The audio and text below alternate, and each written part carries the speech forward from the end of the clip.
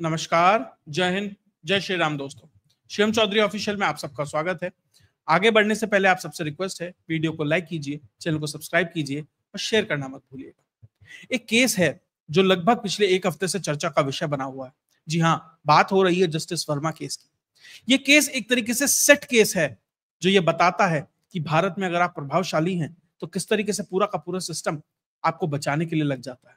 ये एक set case है जो ये बताता है कि अगर आप भारतीय न्याय व्यवस्था को बेहतर तरीके से जानते हैं तो लीगल इंटरप्रिटेशन के नाम पर कि कानूनी व्याख्या क्या हो सकती है इस चीज की, संविधान की, आईपीसी की, सीआरपीसी की, एविडेंस एक्ट की, क्या क्या किस तरीके से आप उसे लीगली इंटरप्रेट कर सकते हैं अपने हिसाब से। अगर आपको वो बहुत बेहतर तरीके से आता है तो आप अपनी जान बचा सकते हैं, या कहें किसी और की भी जान बचा सकते हैं। कह सकते हैं आपने इंटरप्रिटेशन किया, मैंने इंटरप्रिटेशन किया, उस तरीके से चीजों को किस तरीके से उलझाया जा सकता है। इसीलिए तो इतने महंगे महंगे वकील किए जाते हैं, इसीलिए तो इतने बड़े बड़े लीगल ल्यूमिनरीज का साथ लिया जाता है, इसलिए तो पॉलिटिकल पार्टीज उन्हें अपने साथ रखती हैं कि कल को कहीं कोई दिक्कत परेशानी आए तो साहब जाकर अपने ज्ञान का इस्तेमाल कर कर हमें बचा सके। कुछ वैसा ही हो रहा है जस्टिस वर्मा के केस के अंदर। पूरा का पूरा सिस्टम ऐसा लग रहा है कि वर्मा साहब को बचाने के लिए लगा हुआ है। दरअसल जो कॉलेजियम सिस्टम है उसके अंदर भी दो फाड़ हो गए हैं। जो चीफ जस्टिस ऑफ इंडिया है वो चाहते हैं कि कहीं ना कहीं एक थोड़ा सा एग्जाम्पल सेट हो, एक्शन हो सके। वो नहीं चाहते कि उनकी सरपरस्ती के तहत जब वो चीफ जस्टिस ऑफ इंडिया है तो एक कोई जज जिसके खिलाफ लगभग एक तरीके से सामने से ये दिखाई दे रहा है कि उनके घर में पैसा था, जला था, कम से कम इन्वेस्टिगेशन तो हो, कम से कम जज से पूछताछ तो हो। ऐसा ना हो कि जब वो चले जाएं तो लोग ये कहें कि चीफ जस्टिस ऑफ इंडिया ने एक व्यक्ति को बचाया। वो चाहते हैं कि मेरी एक लेगेसी बने, न्याय हो ना हो कम से कम होता तो दिखाई दे, ये स्थिति है। लेकिन कॉलेजियम में एक बड़ा हिस्सा है जो जस्टिस वर्मा को बचता दिखाई दे रहा है। कौन सा है वो हिस्सा, उसके ऊपर भी बात करेंगे।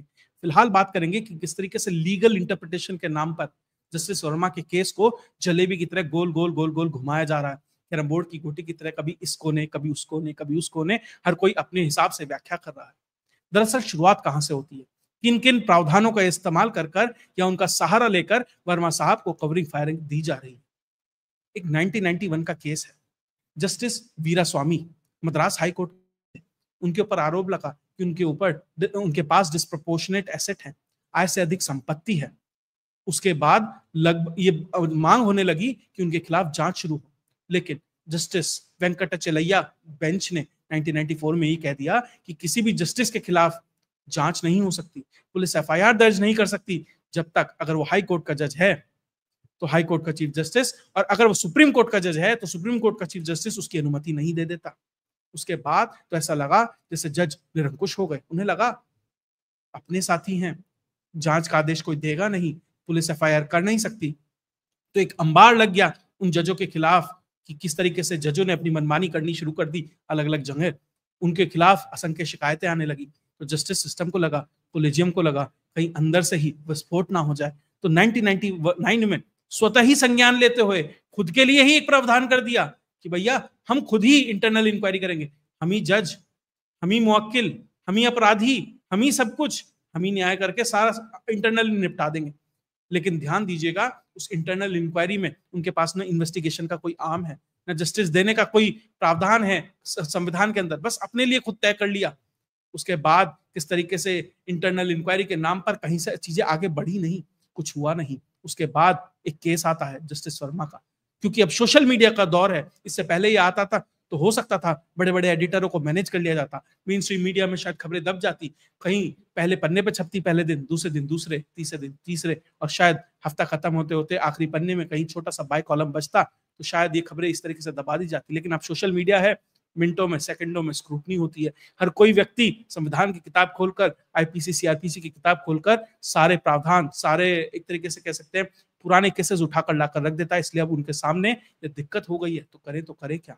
उसके बाद इंटरनल इंक्वायरी बिठाई गई, मजबूरी हो गई, क्योंकि टाइम्स ऑफ इंडिया ने एक खबर छाप दी कि भैया ऐसे ऐसे हुआ है, अगर नहीं छापी होती तो इंटरनल इंक्वायरी होती ही ना। अब इंटरनल इंक्वायरी बिठा दी गई है। कहा यह जा रहा है जजेस के हिसाब से कि भैया पुलिस ने एक्शन इसलिए नहीं लिया क्योंकि चीफ जस्टिस ऑफ इंडिया ने उसके लिए अनुमति नहीं दी। दरअसल वो देना चाह रहे हैं, लेकिन एक धड़ा है जो देने नहीं दे रहा। लेकिन अब क्या ऑप्शंस बचे हैं चीफ जस्टिस ऑफ इंडिया के पास वो क्या कर सकते हैं। दरअसल जो इंटरनल इंक्वायरी के नाम पर जो पैनल बना है, जो पंजाब हरियाणा हाई कोर्ट से एक जज है, उसके बाद हिमाचल हाई कोर्ट से एक जज है, कर्नाटक हाई कोर्ट से एक जज है, जो 3 मेंबर का ये पैनल बना है। दरअसल चीफ जस्टिस ऑफ इंडिया चाहें तो इन्हें ये पावर दे सकते हैं कि आप आधिकारिक से इन्वेस्टिगेटिव पैनल है, और आपको, क्योंकि आपके पास कोई इन्वेस्टिगेटिव बॉडी नहीं है, आपके पास कोई इन्वेस्टिगेटिव आर्म नहीं है, तो आप चाहें तो ईडी और सीबीआई या पुलिस का इस्तेमाल करके आप इन्वेस्टिगेशन करा सकते हैं जस्टिस साहब के खिलाफ, और पूरा के पूरे प्रोसेस को उन्हें एक लीगल सैंक्टिटी देकर, एक लीगल उन्हें एक तरीके से कह सकते हैं मान्यता देकर ये कह सकते हैं कि अब आप 3 हैं जो इसके अंदर कुछ कर सकते हैं। लेकिन क्या जस्टिस साहब देंगे? जिस तरीके से इसमें एक महत्वपूर्ण बयान आ जाता है किसका, पूर्व न्यायाधीश डीवाई चंद्रचूड़ का, वो ये कहते हैं कि भैया हमने इसलिए एफआईआर की अनुमति नहीं दी हुई थी क्योंकि हम जुडिशियल इंडिपेंडेंस चाहते थे, क्योंकि अगर एफआईआर की अनुमति होती तो पुलिस जांच करती, हमें पुलिस पे भरोसा नहीं है। डीवाई चंद्रचूड़ साहब ने असंख्य केसों में निर्णय दिए होंगे और उसी पुलिस इन्वेस्टिगेशन के बलबूते पर दिए होंगे। पुलिस ने, आईओ ने, इन्वेस्टिगेटिव ऑफिसर ने जो बयान दिए होंगे, जो सबूत पेश करे होंगे, जो चार्जशीट फाइल करी होगी, उस तो आपने बहुत सारे असंख्य केसों में निर्णय दिए होंगे साहब, और आप कह रहे हो उसी पुलिस पे आपको भरोसा नहीं है जब आपके खिलाफ वो जांच करती है। यह दर्शाता है कि किस तरीके से अपने आप को भारत में सबसे ऊपर मानता है जस्टिस सिस्टम। वो ये मानता है कि हम शायद किसी देवलोक से उतर कर आए हैं, हम जो कर रहे हैं वो सही, बाकी सब गलत। लेकिन अब एक तरीके से ओनस आता है चीफ जस्टिस ऑफ इंडिया के ऊपर। अब ये जिम्मेदारी उनकी बनती है कि भैया आपको पूरा का पूरा एक तरीके से एविडेंस वीडियो के रूप में प्रोवाइड कराया गया है। आप चाहे इस 3 मेंबर कमेटी को कह सकते हैं कि जांच कीजिए, सारे कॉल रिकॉर्ड उठाए जा सकते हैं, जितने भी लोग काम करते हैं उनके बयान दर्ज कराए जा सकते हैं, जस्टिस साहब की लोकेशन देखी जा सकती है, क्या सही में उस दिन वो मध्य प्रदेश में थे या नहीं थे, कौन थे वो लोग जिन्होंने 15 तारीख की सुबह पूरा का पूरा क्राइम सीन को साफ करा दिया गया, क्यों पुलिस वालों ने, जो वहां पे दमकल विभाग वाले पहुंचे थे और अलग पुलिस वाले जो वहां पर पहुंचे थे, क्यों उन्होंने क्राइम सीन को सील नहीं किया। ध्यान दीजिएगा, जो 1991 का जजमेंट है ना, वो ये कहता है कि जुडिशियल रिव्यू के ऊपर एफआईआर नहीं हो सकती, लेकिन एक कोई जज है, कोई अपराध करता है, हिट एंड रन का केस है, हथियार रख रहा है, पैसे रख रहा है, नार्कोटिक्स रख रहा है, इलीगल किसी और चीज में मान लीजिए इन्वॉल्व है, कोई असंख्य केसेस हो सकते हैं, एक व्यक्ति इंडिविजुअल कैपेसिटी में कर सकता है, हो सकता है उस समय वो जज की ड्यूटी ना परफॉर्म कर रहा हो, लेकिन इंडिविजुअल कैपेसिटी में तो वो अपराध कर सकता है। तो क्या तब भी एफआईआर दर्ज नहीं होगी क्या? तब हो सकती है, लेकिन पुलिस डरती है क्योंकि उसे पता है अपने केस लेकर इन्हीं जजेस के पास जाना है, इसी कॉलेजियम के पास जाना है, इसलिए मजबूरन वो डरती है। वो पूरा का पूरा कोशिश करता सिस्टम कि इस केस को दबाया जाए। अगर टाइम्स ऑफ इंडिया में खबर ना छपती, अगर इंडियन एक्सप्रेस में खबरें ना छपती, तो निश्चित तौर पर अब तक ये केस दबा दिया गया होता। पता नहीं असंख्य इतने केसेस अलग अलग जगह कहाँ कहाँ दबाए जाते हैं, ये तो एक केस वर्मा साहब का निकल कर आ गया। अब सिस्टम किस तरीके से बचाने में लगा है, कवरिंग फायरिंग दे रहा है। अभिषेक मनु सिंघवी जैसे बड़े वकील, प्रशांत भूषण जैसे बड़े वकील एक तरीके से वर्मा साहब के सपोर्ट में आ गए हैं।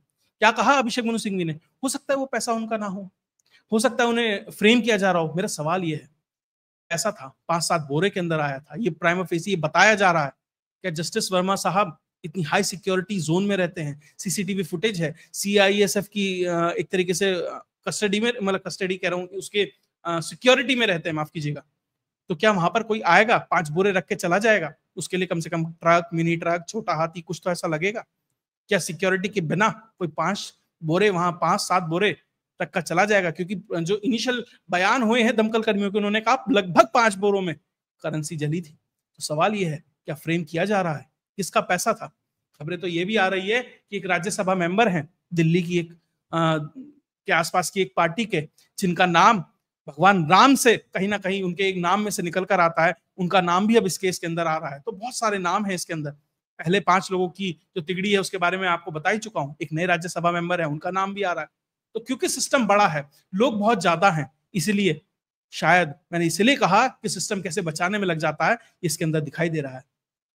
उसके बाद प्रशांत भूषण कह रहे हैं कि सरकार का पूरा सेटअप है ताकि कोलिजियम सिस्टम को खत्म किया जा सके, ताकि जो एनजीएसी के नाम पर जुडिशियल इंडिपेंडेंस को खत्म किया जा सके। प्रशांत भूषण साहब तो कहेंगे ही, क्योंकि इसी कॉलेजियम से आने वाले जज प्रशांत भूषण को मात्र 1 रुपए की सजा के ऊपर छोड़ देते हैं। ये स्थिति है आज न्यायालय की। लेकिन जब न्यायालय था कि भद पिट रही है चारों तरफ, हर कोई थूथू कर रहा है, हर कोई जिम्मेदार मान रहा है, उन्होंने कहा थोड़ा सा कुछ दिखावा कर देते हैं, थोड़ा सा पीआर एक्टिविटी कर देते हैं। उन्होंने एक जजमेंट के लिए सो मोटा लिया इलाहाबाद हाई कोर्ट में। Justice R N. मिश्रा ने एक जजमेंट दिया था कि ब्रेस्ट को छूना, किसी का पैजामे का नाड़ा तोड़ना, वो रेप नहीं है, वो अटेम्प्ट टू रेप नहीं है। ये बयान दिया, ये एक तरीके से पासिंग जजमेंट था आर.एन. मिश्रा का। ध्यान रखिएगा, कुछ समय पहले एक पिटिशनर पहुंचे थे सुप्रीम कोर्ट कि साहब इसका कॉग्निजेंस लीजिए।